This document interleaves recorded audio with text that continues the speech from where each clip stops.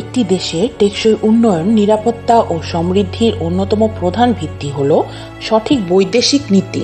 বিশ্ব রাজনীতির পরিবর্তনশীল পরিস্থিতিতে জাতীয় স্বার্থকে অগ্রাধিকার দিয়ে কূটনৈতিক সম্পর্ক পরিচালনা না করলে রাষ্ট্রের স্বাধীনতা ও সার্বভৌমত্ব হুমকির মুখে পড়ে।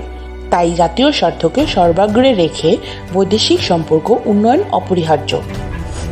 এই দফা বাস্তবায়ন না হলে যে ক্ষতিগুলো হবে ও তার সমাধান। জাতীয় স্বার্থ উপেক্ষিত হলে বিদেশি শক্তির ওপর অতি নির্ভরশীল হয়ে পড়বে দেশ, যার ফলে স্বাধীন সিদ্ধান্ত গ্রহণে সীমাবদ্ধতা তৈরি হবে। সমাধান: বৈদেশিক নীতিতে জাতীয় স্বার্থকে সর্বাগ্রে রেখে পারস্পরিক সম্মান, সমতা ও সহযোগিতার ভিত্তিতে কূটনৈতিক সম্পর্ক জোরদার করা। সীমান্ত, বাণিজ্য, নিরাপত্তা ও রাজনৈতিক বিষয়ে বিদেশি চাপ বৃদ্ধি পাবে, যা জাতীয় নিরাপত্তার জন্য হুমকি হয়ে দাঁড়াবে। সমাধান: সীমান্ত নিরাপত্তা ও বৈদেশিক বাণিজ্যে দেশের সার্বভৌম অধিকার রক্ষায় আন্তর্জাতিক আইনি কাঠামো ব্যবহার করা। সন্ত্রাসবাদ, জঙ্গিবাদ ও বিদেশি ষড়যন্ত্রের প্রভাব বৃদ্ধি পেয়ে অভ্যন্তরীণ স্থিতিশীলতা নষ্ট হতে পারে।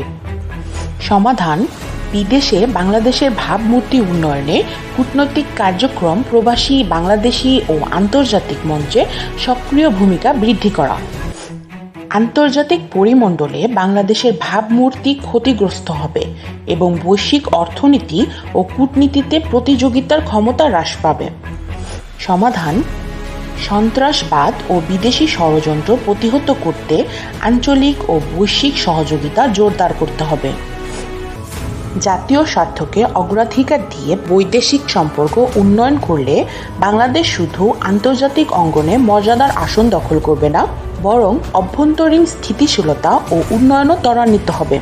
সঠিক কূটনৈতিক পদক্ষেপই পারে জাতিকে একটি শক্তিশালী, নিরাপদ ও মর্যাদা সম্পন্ন রাষ্ট্র হিসেবে বিশ্বের সামনে প্রতিষ্ঠিত করতে।